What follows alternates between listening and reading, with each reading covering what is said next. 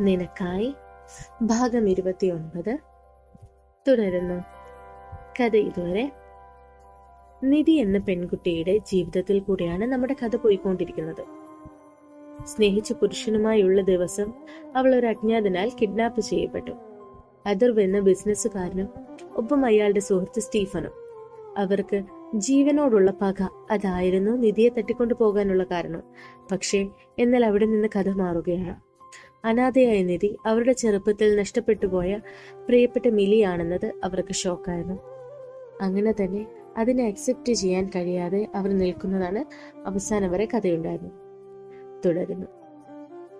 ആദ്യ കണ്ണു തുറക്കുന്നത് കണ്ടുകൊണ്ടാണ് സ്റ്റീവ് അവന് അരികിലേക്ക് വന്നത്. Are you lost your mind? Steve അവനോട് വല്ലാതെ ദേഷ്യപ്പെട്ടുകൊണ്ടിരുന്നു. ഇത്രയും തണുപ്പുള്ള വെള്ളത്തിൽ 2 മണിക്കൂർ കിടക്കാൻ നീ ആരാണെന്ന നിന്റെ വിചാരം? സ്റ്റീവ് അവനോട് വല്ലാതെ ദേഷ്യപ്പെട്ടു. എന്നാൽ അതിൽ പോലും ആദ്യയോടുള്ള സ്നേഹം നിറഞ്ഞു നിൽപ്പുണ്ടായിരുന്നു. അത് മനസ്സിലായതിനാകണം സ്റ്റീവിന്റെ വാക്കുകളെ അപ്പോഴും അഥർവ് ഒന്നും പറയാതെ കേട്ടുകൊണ്ടിരുന്നത്. പക്ഷേ അതുകൂടെ ആയതും സ്റ്റീവിന്റെ കൺട്രോൾ വിടുകയായിരുന്നു. എടക്കോപ്പൻ, നീ എന്താ കാണിക്കുന്നത്? ദൈവമായി ഓരോ വഴികൾ കാണിക്കുമ്പോൾ നീ അതെല്ലാം ഇല്ലാതാക്കുന്നു. എന്നാൽ സ്റ്റീഫിനെ സംസാരിച്ച് പൂർത്തിയാക്കുന്നതിന് മുന്നേ തന്നെ അഥർവിന്റെ മറുപടി വന്നു. സ്റ്റീവ്, ഞാൻ മിലിയെ തിരികെ വിടാൻ തീരുമാനിച്ചു. എന്താ? മനസ്സിലാകാത്തതുപോലെ സ്റ്റീവ് അഥർവിനെ നോക്കി. അവൾ പോട്ടെ, അതാ നല്ലത്. അവൾക്ക് ജീവൻ ഇത്രയും ഇമ്പോർട്ടന്റ് ആണ് എങ്കിൽ അത് അവൻ അവൾക്ക് നൽകിയത് അത്രയും വലുതായ കാര്യങ്ങളായിരിക്കും. പക്ഷെ ആദ്യം സ്റ്റീവ് അവൻ പറയുന്നത് അംഗീകരിക്കാൻ കഴിയാത്ത പോലെ നിന്നു.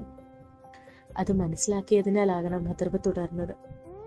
സ്റ്റീവ്, ഞാൻ അവളെ കൊണ്ടുവന്നത് അവനോടുള്ള പക കാരണമാണ്. പക്ഷെ നമുക്ക് അവൾ ആരാണെന്ന് അറിഞ്ഞതിന് ശേഷം എനിക്ക് ഈ ചേഞ്ച്. പക്ഷെ നീ ചിന്തിച്ചിട്ടുണ്ടോ അവളുടെ ഉള്ളിലോ? അഥർവ് ഒന്ന് നിർത്തി, എന്നിട്ട് തുടർന്നു. പക്ഷെ നിനക്ക് അവളോട് എല്ലാം പറയാം സ്റ്റീവ്. കാരണം എന്നെ പോലെയല്ല അവൾ നിനക്ക്. പറഞ്ഞു നിർത്തിയപ്പോൾ ഉള്ള ബലം ആ വാക്കുകൾക്ക് ഇല്ലായിരുന്നു. അവന്റെ അവസ്ഥയിൽ വേദന തോന്നിയ സ്റ്റീവ് പക്ഷെ അത് കാണിക്കാതെ ചോദിച്ചു. അതി പറയാനാണ് എങ്കിൽ എല്ലാം നേരത്തെ ആകാമായിരുന്നു. പക്ഷെ ഇത് അവളെ നമ്മുടെ അടുത്ത് എത്തിച്ചത് ദൈവമാണ് എന്ന് എനിക്ക് ഉറപ്പാണ്. പക്ഷെ അതുകൊണ്ടെല്ലാമായോ?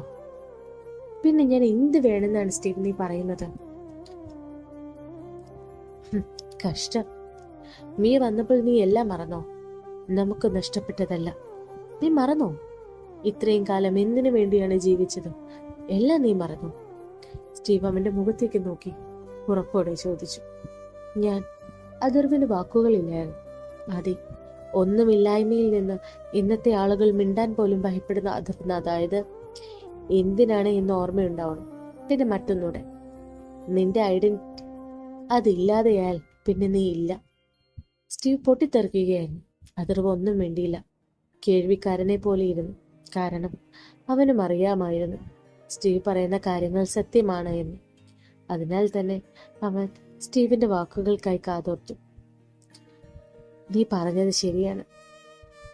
അതെ, മിലിയെ തിരികെ വിടണം.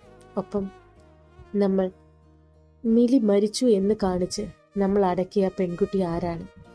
ഇതെല്ലാം കണ്ടെത്തേണ്ടേ? നമ്മൾ തുടങ്ങുക ആദി. എല്ലാം ഇതുവരെ കാത്തിരുന്നത് എന്തിനു വേണ്ടിയാണോ അതറിയണം. എല്ലാം നമ്മുടെ ജീവിതം നശിപ്പിച്ച് എല്ലാം ഇല്ലാതെയാകണം. സ്റ്റീവ് ഉറപ്പോടെ പറഞ്ഞു നിർത്തി.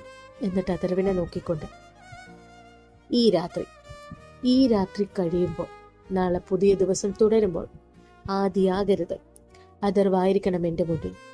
നാളെ എനിക്ക് അഥർവിനെ കണ്ടാൽ മതി. പറഞ്ഞു കഴിഞ്ഞതും സ്റ്റീവ് അവനെ നോക്കുക പോലും ചെയ്യാതെ പുറത്തേക്ക് പോയി. അപ്പോൾ അതെല്ലാം കേട്ടുകൊണ്ടിരുന്ന അഥർവിന്റെ ചുണ്ടിൽ എന്തോ തിരികെ ലഭിച്ചതിന്റെ ചിരിയുണ്ടായിരുന്നു. പിറ്റേന്ന്, ശരിക്കും നിങ്ങൾ കള്ളം പറയുകയാണ്.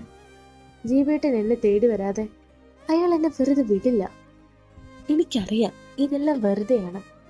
നിധി സ്റ്റീവിന്റെ വാക്കുകൾ വിശ്വസിക്കാതെ അഥർവിനെ നോക്കി ചോദിച്ചു.